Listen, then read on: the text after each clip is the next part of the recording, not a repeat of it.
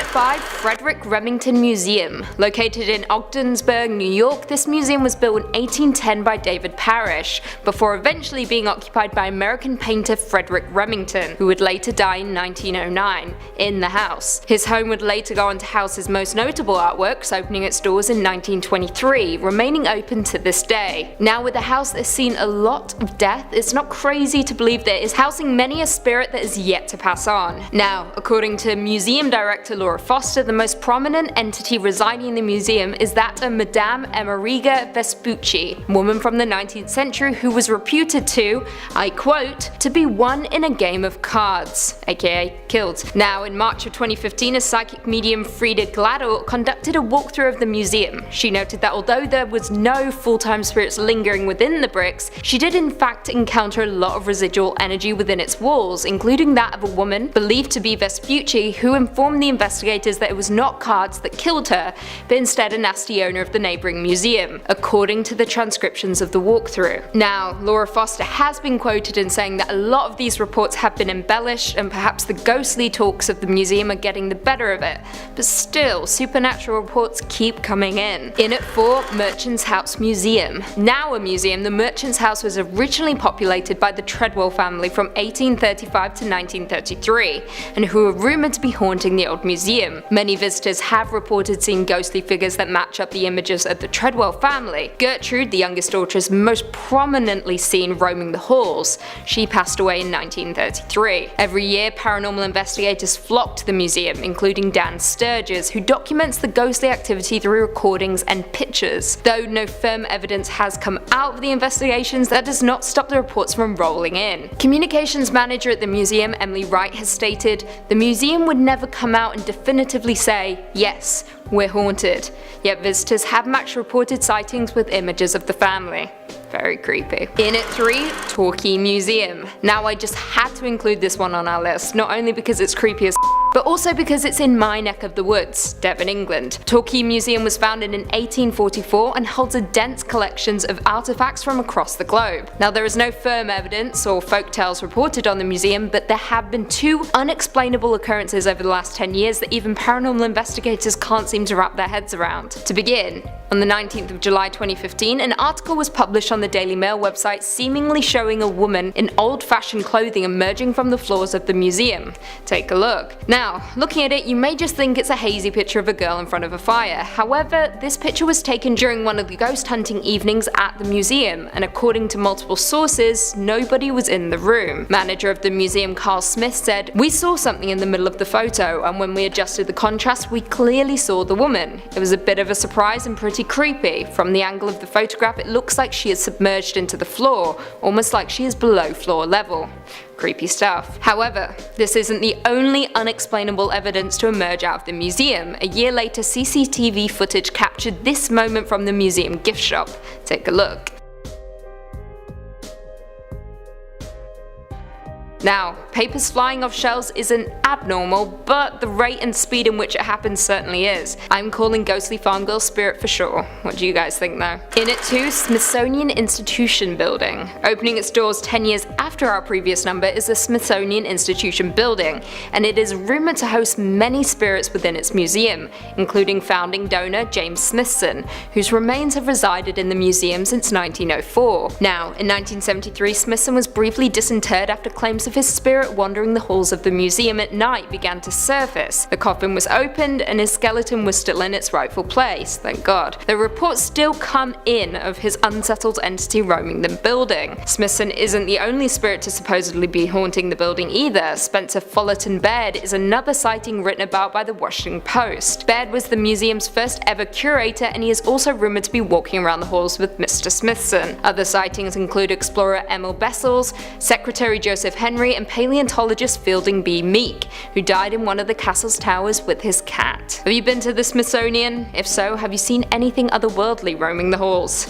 Crying for help, perhaps? Let us know. And finally, in at number 1, the Cleveland Museum of Art. Not only a world-famous art museum, but the museum located in Cleveland may now be the most notable for housing the spirit of Claude Monet, the infamous French Impressionism painter. If you don't know, Monet had a distinctive look, a full salt and pepper beard, and would typically be pictured wearing bowler hats. So when reports started rolling in of staff spotting a man that resembled that description surveying the museum, people got interested. After a new installation arrived at the museum named Painting the Modern Garden, Monet to Matisse, a staff member snapped this shot of a man that looks frighteningly similar to Monet, overlooking the new installation. Now, many have accused the museum of setting the picture up themselves in order to draw on the public. However, with the museum's history of ghostly residents, it seems unlikely. Former museum director William Mathewson Milliken has known to be spotted from time to time wandering around the museum, as well as the subject of the painting Portrait of Jean-Gabriel de Thiel at the signing of the Treaty of Vienna by oil painter Jacques-André Joseph Aved. They've also been noted to be spotted observing their own likeness in the picture. There are far too many reports to go on, otherwise we'll be here all day, but I highly suggest you look into the ghostly accounts from the Cleveland Museum of Art. Truly creepy. Coming in at number 5 is the Pitt Rivers Museum.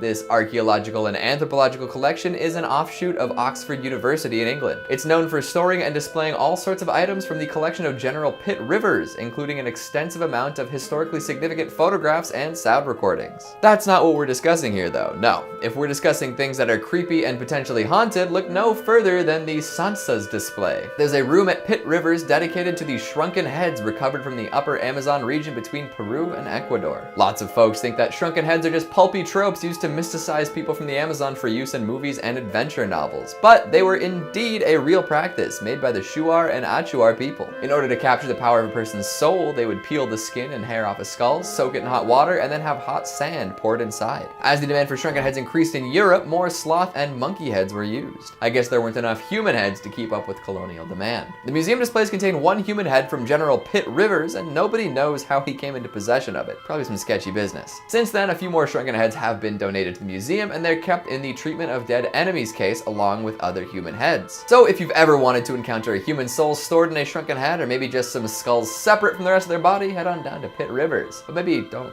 look him in the eyes though. Coming in at number 4, we've got Catacomb dei Capuchini. And if just the heads aren't enough for you, consider heading down to Italy to see a massive collection of mummified bodies. Back in the 16th century, the Capuchin monastery ran out of space in its original cemetery, leading the monks to excavate crypts beneath. After mummifying a few friars, it became somewhat of a status symbol to be entombed in the catacombs, with many folks asking to be preserved in fancy clothes. In fact, for a long time, the catacombs were maintained through donations from relatives of the dead. Bodies would be displayed prominently as long as money was flowing, but if donations stopped, they would be moved to less easily viewed areas. Eventually, thousands of mummified bodies were put on display, organized by signifiers like class, gender, and profession. Nowadays, the catacombs are open to the general public, so anyone with an interest in preserved people can head out and see. Photography is strictly prohibited, and grills have been put up to prevent people from tampering from the deceased. But if folks were concerned enough to have their bodies dressed up and displayed, I would say they're more likely to stick around to make sure that it happened, right? In a tomb full of thousands of preserved bodies, there's gotta be a few ghosts circulated to make sure everything's the way they'd like it to be. Coming in at number 3, we've got the Museum of Torture Instruments. Now, we just wrapped up talking about well-preserved bodies, now let's take a look at some mangled and destroyed ones. I know for sure that if I got tortured to death, I'd be coming back to make the life of whoever did it a living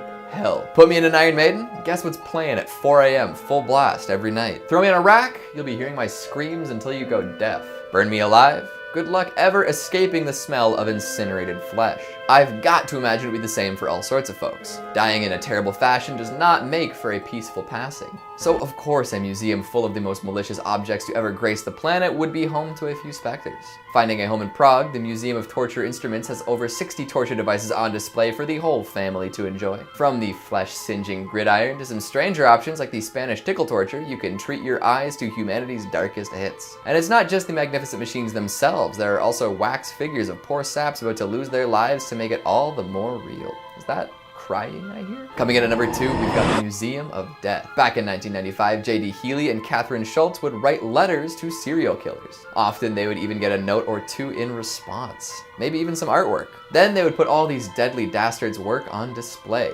Eventually, these exhibitions became so popular that it was decided that they would populate a whole museum, and so it went. In San Diego's purported oldest mortuary, the Museum of Death was opened. Over time, the museum has collected all sorts of different trinkets and oddities related to death and the people that cause it. Healy and Schultz even tried to acquire stuff from the Heaven's Gate cult suicides. The publicity resulted in them being evicted from their mortuary museum and moving to Los Angeles. The halls are full of fascinating and freaky things, ranging from baby coffins to the previously collected serial killer artwork to the purported guillotined head of a notorious French serial killer. Every year they host a Black Dahlia lookalike contest with categories for both pre and post-mortem. It's hard to imagine a place so obsessed with death not having a ghost or two to call their own, especially back when it was hosted in a mortuary. So if you ever find yourself looking at Jack Kevorkian's drip suicide machine and see something appear in the periphery, maybe back away slowly and try not to acknowledge it. And lastly, at number 1, we've got John Zafis' Museum of the Paranormal. John Zafis is a second-generation paranormal researcher with over 40 years of experience. He's been all over the world looking for ghosts and demons and other unnatural phenomena. A prolific public presence, he's starred in reality TV shows, made appearances in documentaries, and has been an expert guest on many a radio program. All of this knowledge about the world beyond our own has been put to good use in his very own museum. Many of the items he has collected over the years are held here. While some are simply curios from interesting places, Zafis claims that a lot of the items held here are indeed haunted. He'll cleanse the items before putting them on display, although some are particularly active and must be kept in special cases. And if you've heard of Annabelle, you know exactly what that means. The museum showcases a sword used in satanic rituals, a military jacket that supposedly gave a girl vivid dreams of the battlefield, and even the Virgin Mary statue that the haunting in Connecticut was based on. It's kind of like Ed and Lorraine Warren's museum, but with a little less Hollywood scrutiny behind it. There's no billion-dollar franchise backing Zafis, just a few movies here and there. However, this makes me wonder what might go on here at night. If the ever-prolific Warrens had trouble keeping the reins on Annabelle, you have to wonder what Zafis is doing to keep his evil objects at bay. I gotta say, as much as I miss going to public places like museums and art galleries, I don't know if a haunted display would be my first destination upon getting my boot off. Just too many risks. Number 5 on this list is the British Museum. The British Museum has a super haunted item in it that is said to be somewhat responsible for the death of hundreds of individuals. The unlucky mummy. Museum Crush says not actually a mummy, but the mummy board or coffin lid of an unknown high status woman from the 21st or 22nd dynasty. The British Museum's unlucky mummy has earned quite the reputation for causing destruction through its ancient curse. The mysterious mummy was found at Thebes in the late 1800s, and tales of its curse start soon after that. It's said that of the 4 young Englishmen who bought it, 2 died in shooting incidents and 2 died in poverty.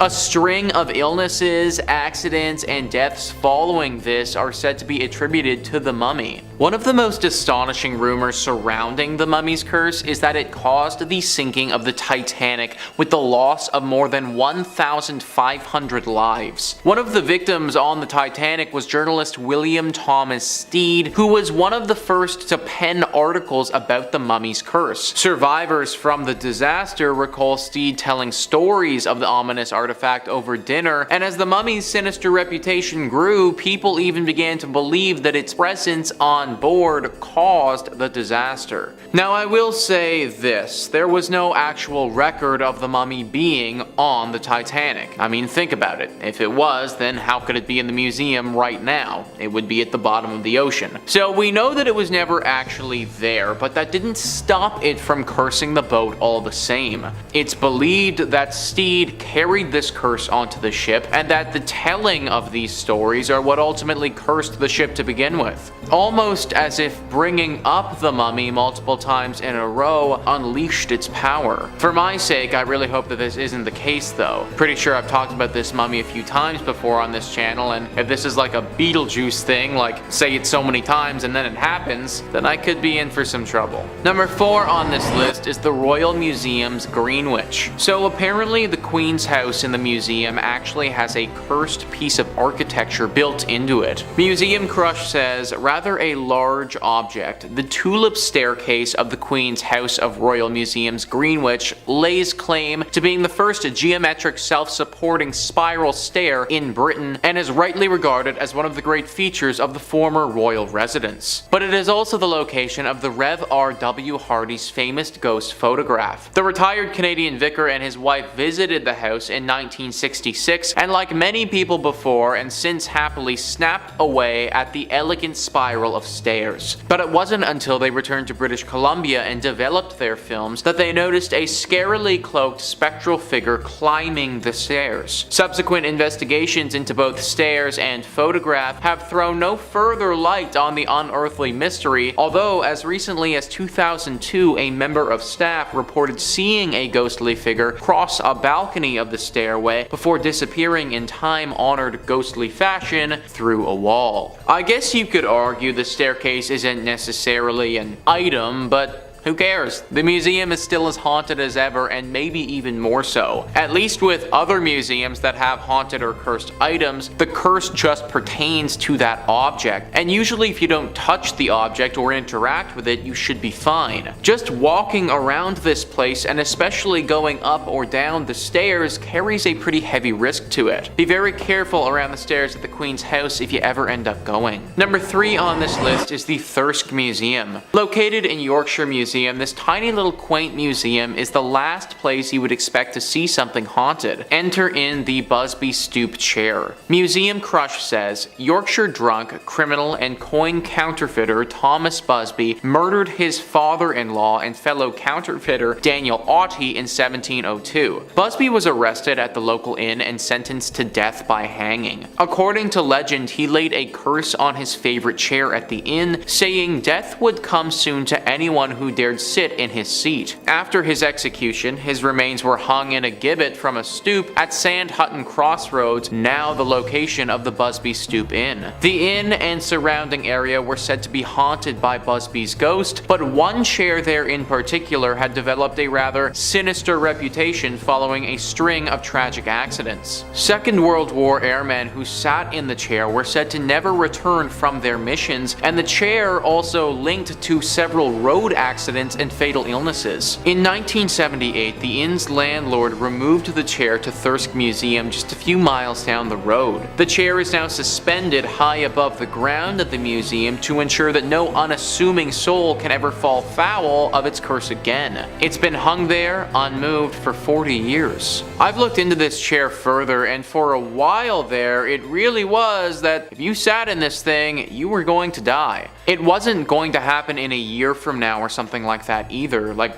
we're talking about pretty imminent death here. Number 2 on this list is the Natural History Museum. The Natural History Museum is one of the most complete museums in the world, and being so complete, it obviously has to include a cursed item. Museum Crush says this apparently cursed gem was owned by 19th century polymath Edward Heron Allen. So powerful was its curse that he eventually decided to have it stored away in a bank vault inside 7 locked boxes with a note of warning to anyone who dare handle it. Heron Allen also left strict instruction not to remove the amethyst until 33 years after his death. The curious story surrounding the stone says that it was stolen from the temple of the god Indra during the Indian Mutiny by Colonel W. Ferris, an officer of the Bengal Cavalry. After Ferris's health deteriorated and he died, the cursed amethyst was passed on to his son, who suffered a similar bout of bad luck and eventually gave it to Heron Allen. After facing a string of health and financial misfortunes, Heron Allen made several attempts to get rid of the stone, but they all proved unsuccessful each time it returned to him. Less than a year after his death, Heron Allen's daughter donated the amethyst to the Natural History Museum, where it is on display in the vault. And finally, number 1 on this list is Zach Baggins' Haunted Museum. The number 1 voted haunted place in America has got to make this list, considering it's full of cursed objects. There isn't just one object here that's cursed, there are tons. In fact, we would need our own separate video dedicated solely to this place to even begin to break down all the scary stuff that's in this museum. Just listen to this small excerpt from the website. Among the hundreds of terrifying possessions, museum goers can even peek inside the VW death van in which Dr. Jack Kevorkian ended the suffering of terminally ill patients, as well as get a close-up look at the propofol chair from Michael Jackson's death room. Perhaps most unsettling is the original staircase from the Indiana Demon House, notorious for its powerful paranormal activity before being demolished in 2014. The wooden banister and creaky steps from the house now stand in a dimly lit corner, resting on a blanket of dirt from the location. Following its installation, a group of construction workers walked off the job and refused to come back. These are just a couple couple of the so-called attractions that this place has to offer. If you go to this museum, then there is a very good chance you will end up walking out with a curse attached to you. That much paranormal energy all lumped into one place, it just spells out something haunted. Be very careful if you ever intend to go here. Number 5. The John Zafis Museum. For someone like John Zafis, opening a haunted museum was always in the cards. It was practically destiny. Few people can claim to come from a legacy of haunted museums,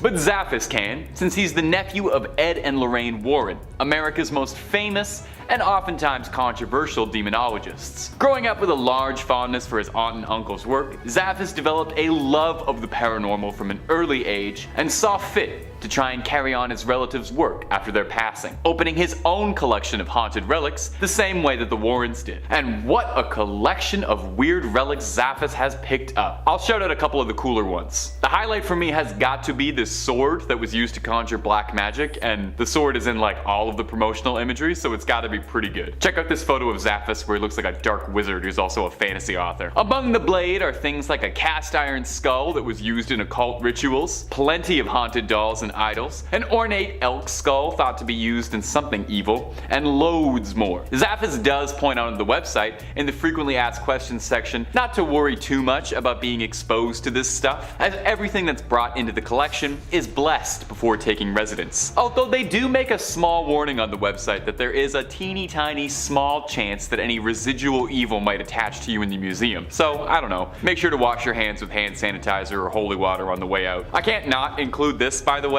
but the website also states that if Zafis believes personally that any of the items in the museum have become too evil or too haunted to remain safe for public display, he throws it into an unspecified body of water. So if you're looking to start a collection of slightly used haunted relics on the cheap, I'd just check out the surrounding bodies of water to the museum. Now unfortunately, John Zafis' museum is currently closed. Hey, this list was about ones that had to be abandoned, right? Can't come as too much of a surprise. But for those who are hoping to get a good up-close personal look at these cursed relics, Zafis says he's been searching for a new location for the collection. Hopefully somewhere with some good ventilation, you know, really let all that evil air flow. And hey, if you're looking for more videos about haunted museums, haunted objects, haunted dolls, haunted everything really, we've got all more of that in spades. So stay subscribed to Top 5 Scary, keep the screams coming all night long. Let's keep going. Number 4. The Museum of Medieval Torture Instruments. Pack up the whole family and make sure to stop by at the gift shop for the Museum of Medieval Torture Instruments. Don't worry, there's something for everybody here to enjoy. Make sure you take home the miniature guillotine. One quick look at their website is particularly illuminating. Our main product is emotion,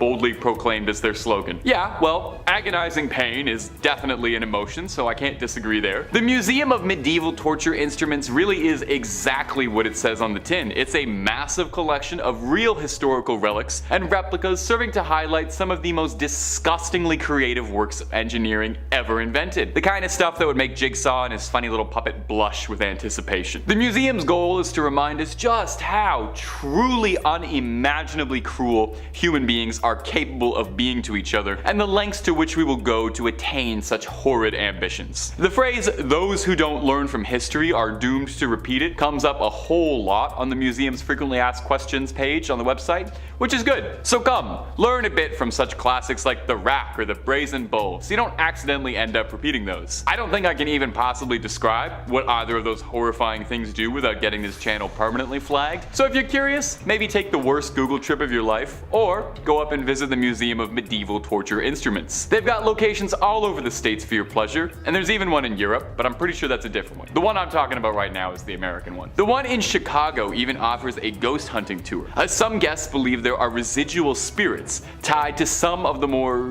grisly equipment kept in the dungeons. Guests are invited to spend the night on their own accord or with the safety of a tour guide to try and uncover any of the spirits that are said to be still living there, including an old executioner named Thomas who loves his work so much he just never left. Sheesh. Nearly 1,000 years and he still doesn't take a day off. Some people just love to have their nose to the grindstone, or to forcefully shove someone else's face into the grindstone, to each their own. Number 3, the Penang War Museum. I think it's a very good sign that your museum is a friendly, welcoming place. If you Google it and the first results are an article called The Horrors on Ghost Hill, and a listing for an IMDb episode for a series called I Wouldn't Go There, featuring your museum. It's either really hurting or really helping the tourism there. Well, if those warning signs weren't enough to deter you, enter the Penang War Museum, my little ghouls and goblins. It's been described as one of the most haunted spots in Asia, flat out. The Penang Museum is built atop the grave of an old army fort built by the British in the 1930s, but was taken control by the Japanese in the late 30s in World War II, and used to house prisoners for as long as the prisoners lived, which was, usually not very long, if the site of the guillotine is anything to go by. After the end of the Second World War, the place had become totally abandoned, until it was retrofitted to become a museum, and serve as a reminder of the grim reality of war and its costs. The whole place kind of has this eerie, abandoned ghost town vibe as you walk through tunnels and old bunkers, serving to try and replicate what it would be like to actually work and spend time in a place like this while it was functioning. Given the very grim nature of the content and the site itself, which was home to so much bloodshed, death, hatred, and all the worst parts of our souls, it's no surprise that the museum has an infamous reputation as a spot for paranormal activity. Guests have reported seeing strange sightings, unusual shadows, and feeling chills as they walk through the bunkers. But all of this begs the question, would ghosts even be scarier than the actual truth of this place? Now, I've never been, but from what I was looking at and gathering for this, it seems to me like the true horror of the Penang Museum is that it's a reflection of some of the worst parts of the human experience. A reminder of what happens during wartime and what people do to one another. This place doesn't need stories of spirits. It's haunted enough as is by the memories that will forever be tied to it. Number 2, the Mutter Museum. Mutter is the German word for mother. That's your fact for today, so you can tell your Mutter that you learned something from this video. Well,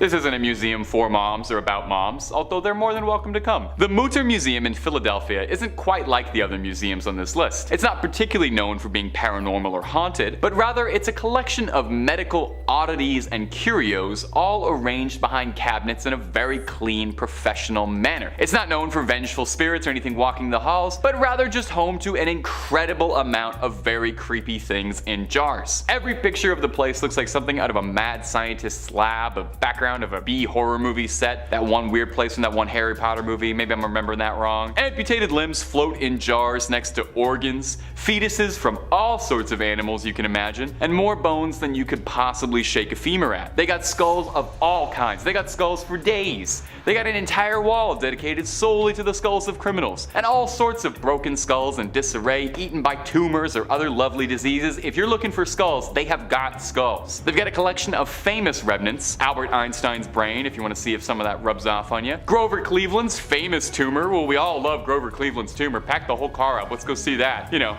fun stuff. Now, guests who visit the Mutter Museum do pretty frequently complain of feeling dizzy and uneasy while wandering through the collection, but whether or not that's because of some poltergeist or spiritual influence, or because you're wandering through a 6,000 square foot room looking at hundreds of brains, bones, and disembodied organs in jars, is up for some debate. I know just reading about this thing already makes me feel kind of squeamish, makes my stomach feel all churny. I wonder if they have a little cafe in this one, like most museums have. You think anybody's eating there? And number 1, the Museum of Death. The Museum of Death. Well, I wonder what sort of topics they enjoy covering at the Museum of Death. I bet they have an absolutely illuminating look at pre-Raphaelite art of the late 19th to early 20th centuries. They don't? What? No, at the Museum of Death, opened in Hollywood in 1995, which was opened by a married couple with the intention to make people happy to be alive. Whew. How do they accomplish this? Do they show you pictures of whiskers on kittens and raindrops on roses? No, of course not. It's a collection of everything to do with death. Bones, skulls, coffins, ancient mortician's tools, executioner's equipment, and a whole lot more. Amusingly, the owners have said their goal is not to scare anyone with this museum. That's not what their museum is about. Now sure, they play videos of autopsies and they have footage and imagery from incredibly grisly and stomach-churning real-life true crime cases like artifacts from Charles Manson's family or some some of Jeffrey Dahmer's personal effects, but they don't want to scare you. The museum is there to show death in its brutal, unedited honesty. The owners themselves describe it as a commemoration of life. And I gotta be honest, I'm making it sound worse than it is, but it definitely does sound interesting. And the grimmest parts of me are definitely more than a little curious to check it out in that morbid sort of way, because it sounds cool. Probably a great date spot to take a goth girl, I bet. The museum does kind of embrace its sort of twisted reputation and really runs with it. It hosts Black Dahlia costume contests where guests are judged on who's got the best post-mortem Black Dahlia costume, which is something.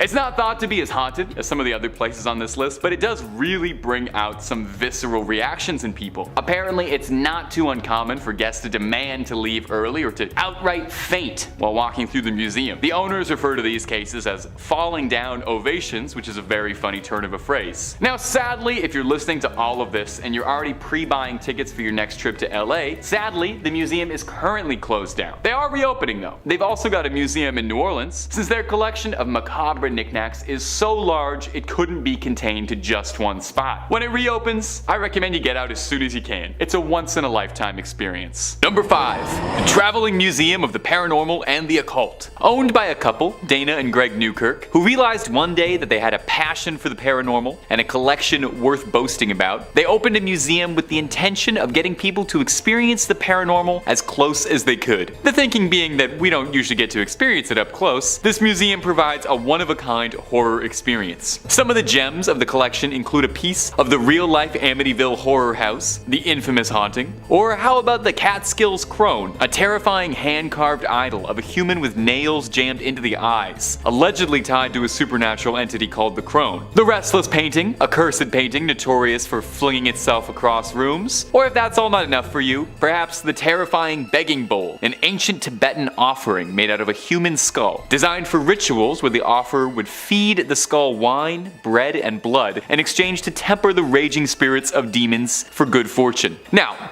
there's no question the Traveling Museum is one of the most unique collections on the planet, and lucky for you, it's always moving. But if you're looking for good scares, you don't need to travel anywhere, because you already know the best scares are coming to you twice a day, every day at Top 5 Scary. Stay subscribed and stay scared. Number 4. Zafis Museum of the Paranormal. Now, for most of us, we probably wouldn't think of mixing cursed items in with the decor. I wouldn't want to bring that dark energy home with me. I get enough bad vibes as it is. Well, for John Zafis, he welcomes it with open arms. What kind of person would want to do that? Well, if I told you that Zafis was the nephew of Ed and Lorraine Warren, would it make a bit more sense? Feeling inspired by his aunt and uncle, Zafis too became a collector of the paranormal and an investigator of the unknown. Must run in the family. He worked alongside his aunt and uncle on several of their cases where he was tutored by them in the ways of the paranormal, leading him to become a respected hunter in his own right. Following in their footsteps, he opened his own museum of his own demonic relics. His collection includes souvenirs from the cases he's worked on in the past, much like his relatives. Some highlights of the collection include a black cast iron human skull that was discovered inside an unnamed political family's house, a black idol that was used for satanic rituals, a sword that was apparently used to conjure black magic, and a whole lot more. Now don't worry, everything Zafis taken in is safe, it's been cleansed, and he's very careful with his vetting process. Apparently anything too cursed for him to feel safe bringing into the museum, he throws into a body of water. So just be careful swimming around the museum, I suppose. Now the museum is currently closed, but Zafis is searching for a new location to open up again soon. Hopefully somewhere with some nice thick walls. Keep all that evil energy in check. Number 3. The Museum of Death. Well, that's a cheery name, isn't it? You have to imagine with a name like the Museum of Death, there's something suspicious going on. Nope, not particularly. It's owned by a very cheery couple who built it in 1995 in the city's first mortuary. Their intended mission is to make people happy to be alive, which actually is very terrifying and ominous in a sort of Jigsaw, cherish your life sort of way. It's intended as a commemoration of life, just with a heavy focus on the last stage of life. It serves as a grim look at death, although the owners insist they don't want to scare anyone, but they're not trying to sanitize death either. Instead, they choose to show the reality of it, all the grisly details and all. As such, The museum is a site of controversy for quite some time, as some people find the exhibits a bit extreme. Some people go so far as to say it's tasteless, with footage of autopsies being shown and a collection of all sorts of relics from some of the evilest of evil criminals, Jeffrey Dahmer to name one. The museum boasts an impressive collection of bones, skulls, coffins, ancient morticians' tools and execution equipment, and all manner of macabre curios guaranteed to leave you feeling uneasy. Now, it should be noted, the museum is absolutely not at all for those with a squeamish stomach, and really should be reserved for those with a real dark interest in the dead. Number 2. Ed and Lorraine's Occult Museum. Now, it's hard to talk about a list of cursed museums full of the devil's objects without mentioning the Warrens' legendary Museum of the Paranormal. It almost goes without saying. It's probably one of the most famous haunted collections on the globe. Ed and Lorraine were storied demonologists, and the chances are extremely good. If you've even seen 2 videos by us, you've probably heard about them a million times. But it's still one of the coolest museums of cursed objects on the planet and is packed to the gills. It would be just wrong to leave it out of this list. Although the pair have since passed a while ago, the museum is now upheld by their son-in-law, Tony Spera, who carries on the mantle for them. The museum sits in a large shed just outside the Warrens' former property. I guess it's best to keep the evil close to home. The museum houses all sorts of dark souvenirs from the Warrens' storied past and is a veritable who's who for Conjuring and Warren fans. You can get a chance to get up close and personal with the real Annabelle, snap a selfie with her if you dare, or take a look at the cursed shadow doll made of real human teeth and bird feathers, or perhaps a satanic idol retrieved from the woods that caused Lorraine to become violently ill when brought in. If the Warrens were on the case, then they've brought something back sitting on that shelf. Mr. Spera blesses everyone who visits the museum before entry, just in case there's any residual evil hanging around in the air you might be bringing in. A priest comes by too to bless all the items, keep them safe. The museum is currently closed to visitors, but Spera is working hard to have this piece of paranormal legacy reopened once again. Number 1. Zach Baggins' Haunted Museum. Now, if you're looking for the cream of the crop, if you're looking for the peak of the haunted museum circuit, well, then no one has worked harder for that distinction than Zach Baggins, the esteemed paranormal investigator and ghost adventure star. Zach's collection started when he was a young boy, when he would scour garage sales with his mom in hopes of finding strange occult objects. I wonder how often he was finding occult objects at garage sales. Since then, a lifelong obsession would eventually turn into one of the most impressive hordes of spooky finds under the sun. The museum is in Las Vegas, built on a property in 1938 that has been said to be home to dark spirits who pass there, and their energy remains behind. Before becoming a museum, it's rumored that it used to be home to secret orders that would perform dark rituals. Among some of Zach's more treasured haunted items are the dybbuk box, a wine rack said to be home to the world's most malevolent poltergeist, a possessed rocking chair from the famous Glatzel case, inspiring The Conjuring, The Devil Made Me Do It, and tons of relics from the world's most sinister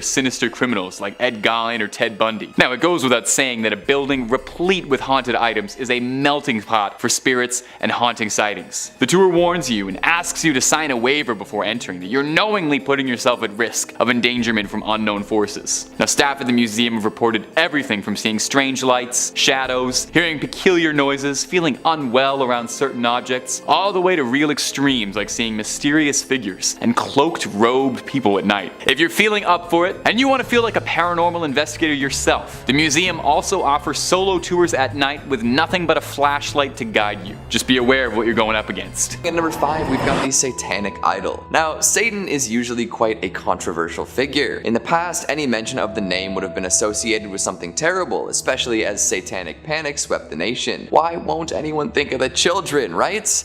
We love to assign weird moral values to stuff to ensure our political weight can be thrown around, but I'm getting off topic. These days, the jury is out on Satan. Many folks love the guy and worship him as ardently as anyone else would worship their deities. Some say he's a more forgiving figure than plenty of other gods and demigods. However, this idol doesn't seem to be associated with that end of the satanic spectrum. This one comes from the bowels of hell and brings with it misfortune and terror, or so they say. Let's take a look at this interesting oddity. With a misshapen horned head, piercing blue eyes, and a strange, unnaturally slim body, this doesn't necessarily look like the powerful demon most folks would assume is Satan. Artists can take liberties with the things they create, so don't write it off simply based on its looks. Apparently, a young hunter had been scavenging through the woods in Connecticut when he stumbled upon this cursed idol. He didn't really know what to do with it, but he took it along just as well. Soon after coming into possession of this horned artifact, he ran into an old man in dark robes, one telling tales of doom and horror. This, of course, spooked the hunter, who discussed this interaction with his friends. Eventually, after some sleepless nights and anxiety, he was put in contact with the Warrens, who came by to evaluate the idol. They deemed it haunted indeed and took it off the poor guy's hands. I'm sure he was very glad to be free of it. Ed and Lorraine strapped the devil thing in and brought it back to their museum, where it still remains. So if you ever get a hankering for some devil worship, or really want to look into some Gollum-esque blue eyes, you know where to go. Just be careful. That cloaked man in the woods is said to have been a worshipper of Satan, using the idol in dark and terrible rituals. I'm sure it's safe in the museum, but who knows. Coming in number 4, we've got the toy monkey. What is it about old school toys that makes them so creepy? Like, at some point in history, every single toy maker decided it was time to stop making them look that way and move on to much cuter, cuddlier, cooler, and overall less frightening things. Maybe tastes changed, or folks just collectively woke up to the fact that they were letting their kids play with nightmare objects, but regardless of the reason, I'm glad we've left these designs in the past. Dredging up these figures makes for some good spooky times though, right? Take this toy monkey for example. Would you buy your kids something like this these days? I'd wager no, and for good reason. Not only is it unsettling to look at, plenty of similar monkeys have been featured in the spookiest of scenes across Hollywood, but there's a lot of dark energy imbued in this particular monkey. The one at the Warrens Museum is said to carry a terrible curse. Hell, it was even featured in Annabelle Comes Home. So what does a little monkey have to do to earn such a reputation? Well, this one seems to stalk people, torment them, and then kill them. Oh no. Imagine this thing suddenly appearing in your life one day, then as time went on it started popping up in places you know you didn't leave it. Little monkey cymbals might be heard crashing in the middle of the night, and disembodied shuffling can keep you from sleeping. All that's creepy, but it's still just a toy, right? Hold up. Did its eyes just glow? That is some monkey business I want no part of. But hey, at least this one in particular is locked away and not to be recirculated into the general population of antique monkey toys. Well, for now anyway. Coming in number 3, we've got the Shadow Doll. Now, we've all got a particular cursed doll in mind when it comes to the Warrens, and now she's the star of a major motion picture franchise, so it seems that she's always gonna come in first. But there is another doll at the museum that should elicit at least the same amount of fear. That's right, I'm talking about the Shadow Doll. This thing is downright but ugly. Like, Annabelle as an OG Raggedy Annie is kinda creepy, and they had to make sure they punched up the creepiness with some porcelain features and unnerving eyes for the movie. But if they made a movie featuring the Shadow Doll as is, I think they might actually have to make it less creepy. For real. I don't know if big movie theater chains would allow something like this on their screens. Feels like something out of a snuff film, maybe a low-budget exploitation flick. Nobody's looking at this and saying, oh yeah, I want to watch a whole movie based on this thing. Worse yet, the Shadow Doll seems to carry a much more terrible curse than most. Plenty of cursed dolls require you to be in the same room as them in order for the worst of the effects to hit you, but the Shadow Doll just needs you to view a picture of it to generate risk. Just looking at it means there's a chance it'll visit you in your dreams and kill you there, Freddy Krueger style. And based on looks, I don't think it would make it fun like Freddy does. It would just be brutal and upsetting. Goodness gracious. Coming in number 2, we've got the Pearls of Death. These are known for their outrageously dangerous powers. They might just look like a nice set of pearls waiting to be adorned by the fanciest of folk, but be warned, the glamour is not worth the price. And I'm not talking about how much you pay for them. No, it is not money that these pearls want, it is your life. Owners of this particular string of aquatic orbs have complained time and time again of the necklace constricting around their throat and choking them. According to the first woman to adorn herself with this luxurious item, she felt as if she was being strangled as soon as she put them on. She attempted to take them off, but was unsuccessful. Panicked, she rushed out to request help, and it took multiple people yanking on the string to finally set her free. Since then, people have been very reluctant to wear these pearls. Some believe that a Satanist or black magic worshipper cursed the necklace before it was given to the unfortunate woman, kind of like the opposite of a holy person blessing an object. How fun. I wonder if we got a priest in there, whether they could cancel out the curse. I suppose not too many people are willing to test whether or not the pearls are still strangling. And finally, at number 1, we've got Annabelle, the Warren Museum tenant who needs no introduction, the mistress of the glass case, the shadow clawer of college boyfriends, the mega million movie star herself, Annabelle. What a classic cursed doll. Honestly, I'm sure the museum could liquidate most of their other objects and still have a similar crowd come by if they just kept kept Annabelle. Legendary. She looks a little different in real life than in the movies, although I'm sure this is true of any movie star. We've already discussed her Raggedy Annie appearance, especially compared to the more porcelain figure in the flicks. However, this doll makes up for a lack of spooky looks with a plethora of terrifying tales. After being gifted to a nursing student, Annabelle started acting strange. She'd move around the house on her own and leave little notes to the girls living there. Eventually, she would attack and strangle the boyfriend of one of the students, leaving them desperate for help. The Warrens soon arrived and whisked the doll away. However, they seemed to know just how wretched and terrible she could be, and as such, they locked Annabelle away in a holy box. This seems to keep her at bay, but who knows? Someday she could break free once again. I'm sure there are plenty more extra cursed and haunted objects held at the Warrens Occult Museum, but today we've only got time for 5. Coming in at number 5, we have Dr. Jack Kevorkian Death Van, also known as the Deathmobile. Dr. Jack Kevorkian's van was a place many people spent their last moments alive. The 1968 Volkswagen van was where Dr. Kevorkian carried out as many as 130 assisted suicides in the 90s, and has become a piece of history. However, at the time, the pathologist was met with controversy and public criticism for his taboo work on physician-assisted suicide with terminally ill patients. He spent 8 years in prison for second-degree murder because of this, but is often viewed as a pioneer in the medical field and as an activist. His impact was so great that HBO released a drama called You Don't Know Jack, in which Al Pacino won an Emmy and a Golden Globe for his portrayal of the controversial doctor. Over the year, the death van has seen many different owners. Zach purchased this van for $32,500 from American Jewelry and Loan. When the Detroit pawn shop first bought the vehicle, it was actually featured on an episode of a TV show. Apparently, Long Island medium Teresa Caputo also passed by the van in their warehouse and said she felt something there. Visitors of Zach's Haunted Museum can peek inside the Dr. Jack Kevorkian's death van and see the exact spot where many people died.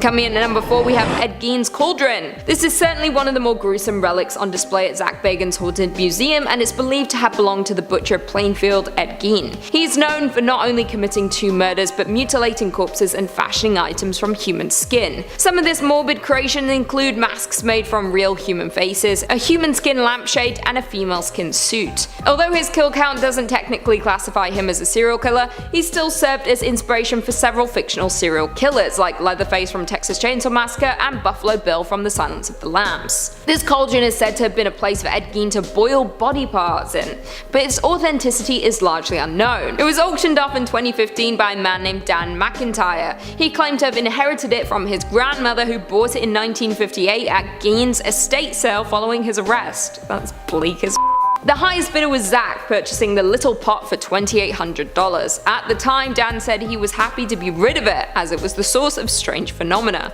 I mean, I wouldn't want that in my home. Now, Ed Gein's cauldron calls Zach's Haunted Museum home, where it is said to radiate negative energy. Coming in at number 3, we have the Demon House Staircase. The original staircase from the Gary Demon House is said to be so haunted that construction crews walked off the job and refused to come back after its installation. Set back in a dimly lit corner, the wooden staircase rests on a layer of dirt extracted from the location famous for demonic activity. The Demon House was located in Gary, Indiana, and was unfortunately home to the Ammons family. It was said to be a portal to hell, and the demons seemed to emanate from beneath the stairs, the same stairs displayed at Zach's museum. There were reports of demonic possessions, a child levitating, and many other disturbing events. The family's matriarch, LaToya Ammons, had to undergo multiple exorcisms as a result. It was so bad that even the local police department and social services were convinced of its purported hauntedness. There are things in this world that we will never fully understand, like why Zach decided to buy the home plagued by demonic entities. He did shoot his documentary Demon House there, where he investigated the haunting. It must have left an impact on him because the house has since been demolished and the stairs continue to haunt Zach's museum.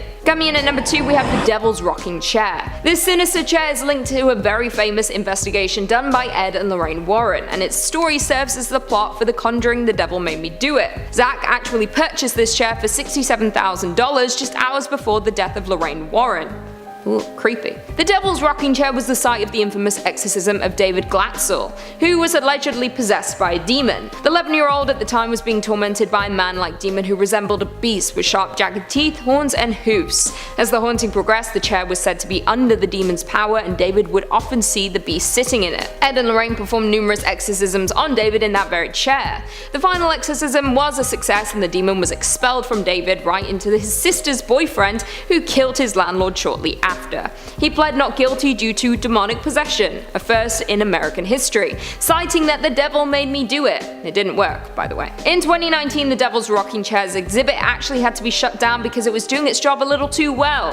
6 different people shared the same disturbing experience with the chair. They all had bouts of uncontrollable crying, and one even collapsed above it. The museum having adverse effects on visitors isn't anything new, with ambulances having to be called in the past, but this was the first time in the museum's history that an exhibit had to be shut down. And finally, coming in at number 1, we have Dybbuk box. In the number 1 spot is known as the most haunted object in the world, the notorious dybbuk box. According to Jewish mythology, a dybbuk is a malevolent spirit that's said to haunt and possess the living, and the dybbuk box is home to the evil entity. This wine cabinet is so haunted that it actually served as inspiration for the horror film The Possession. The dybbuk box first became a sensation when it was listed on eBay, along with an extensive ghost story attached to it. After some owner hopping, it came into Zach's possession. Shortly after the dybbuk box arrived in the museum, holes allegedly began to appear around the haunted cabinet. A downtown Las Vegas marketing executive also apparently witnessed a black cloaked apparition pass through the exhibit's door while doing a private tour with Zach. This haunted relic is no joke. Even Post Malone was apparently cursed by the dybbuk when he visited the museum with Zach himself. After touching Zach's shoulder, who was resting his hand on the box,